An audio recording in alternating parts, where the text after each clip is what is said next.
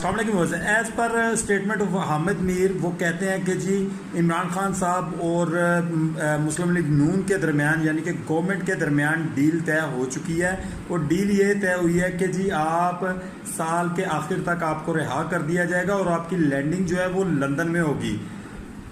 सलाम है जनाब आपकी स्टेटमेंट के ऊपर हामिद मीर साहब। सोचने की बात यह है कि जो 1 साल 1 महीने से